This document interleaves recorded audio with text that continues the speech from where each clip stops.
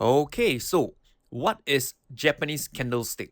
Well, it's basically a خب way to شمع integrate ژاپنی your چیه؟ charts, right? خب Candlestick این isn't the اساساً only way you راهی have برای chart, تفسیر bar chart, نمودارهای rainbow charts, شماست. and درسته؟ candlestick is just شمع one تنها راه type نیست. of شما نمودار method that you can use, right? خطی، And it's very popular نمودار because, right, میله‌ای، it نمودار reveals quite a bit of رنکود information دارید و شمع فقط on the میدونید chart. یه نوع So روشی که just a میتونید brief استفاده کنید. introduction. درست؟ و Candlestick خیلی actually محبوبه چون originated in درسته؟ این Japan, right, اطلاعات from a Japanese زیادی رو روی rising trader نمودار called فاش Munehisa میکنه. Homa. I hope I این pronounced his name فقط یه correctly. مقدمه Okay, so کوتاه Japan بود. had شمع در واقع originated از from there and ژاپن was چشمه brought to گرفته the Western از یه world by تاجر Steve برنج Nissen, ژاپنی right? He wrote به the نام famous book مونهیسا Japanese هوما. candlestick امیدوارم charting اسمش رو techniques, right? So درست this is تلفظ how کرده باشم. خب پس از the ژاپن Western و از world اونجا سرچشمه گرفته و به دنیای get to know توسط about استیو Japanese نیسن شد. candlestick. اون کتاب So معروف به now that نام you understand, شمع‌های the history of ژاپنی it, رو brief نوشت. history, let's پس learn اینجوریه how to read که it. با So this دنیای is غرب very طوریه straightforward. درسته که So if you look باهاش at آشنا a بشیم Japanese در مورد candlestick and شمع‌های see ژاپن. a پس bullish حالا که bar, تاریخچه رو well, میفهمید all و you need تاریخچه to know is مختصرش open بیایید یاد بگید this طور here. بخونیمش. This در is واقع the خیلی candle, ساده. پس okay? اگه And یه the شمع price ژاپنی نگاه moved کنید و up میبینید که higher یه میله سعودی هست، and تنها eventually چیزی که closed باید at this بدونید level. اینه که So قیمت at باز this level, شدن this is که the اینجاست در this پایینه. level is the خب close و and بعد here قیمت به is the سمت بالا highest حرکت کرد point و در نهایت در این referencing a particular point in time and قیمت this is the lowest بسته شد. point referencing a پس در particular این point in سطح time.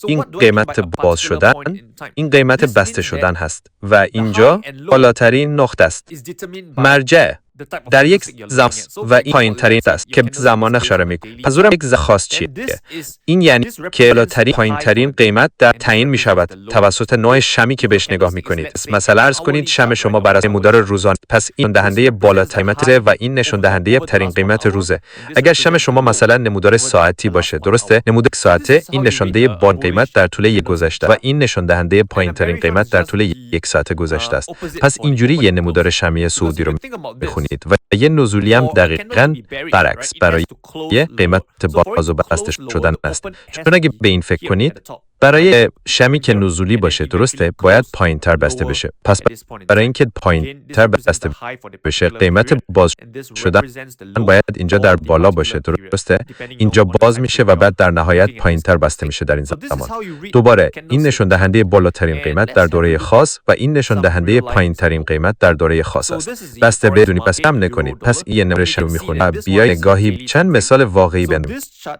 خب okay, این let me get بازار فارکس یورو دلار candle, هست right? So let's و look at میتونید this ببینید candle, که right? این So the یکی candle این یه basically بازه opened زمانی here, روزانه است. پس okay, این and نمودار then خب it closed بذارید here, ابزار قلمم right? Candle درسته. closed here. پس بیایید این And this is the high شمع for the day. This is the نگاه high کنیم for the day. درسته. And this is پس the شمع low اساساً of the اینجا day. باز شد. خب This is a bearish candle as you و can see بعد that اینجا it has a red بسته color شد body, درسته. right? And a bullish one شمع basically اینجا has a green بسته color شد body, و right? این It opened بالاترین قیمت near the lows روزه. and این closed بالاترین near the قیمت highs. روزه و So if این you look at پایین ترین قیمت the روزه. different این یه شمع candlestick charts, نزولیه. right? هر که After a while, میبینید you رنگش should get the hang of قرمزه things. درسته Pretty و یه simple. سعودی اساساً رنگش So with that, right, سبزه let's do a quick recap, درسته. right? So باز شد bullish نزدیک candles, به پایین ترین remember, قیمت و open بسته شد below the نزدیک به close. بالاترین. پس اگه For a به bearish candle, تفاوت ها the نگاه open کنید is above the نمودارهای شمعی close, right? The مختلف wick درسته بعد از basically یه مدت represents the دستتون بیاد. high خیلی ساده or low با این for حس درسته the یه day. مرور کنید. پس And there شمع you have it, right? یادتون This is how باشه you go about قیمت باز شدن reading پایین تر از a قیمت candlestick بسته شدن chart. برای So شمع with that, I نزولیه. have come to the قیمت end of باز this شدن video بالاتر and از I'll see قیمت you بسته شد. in the next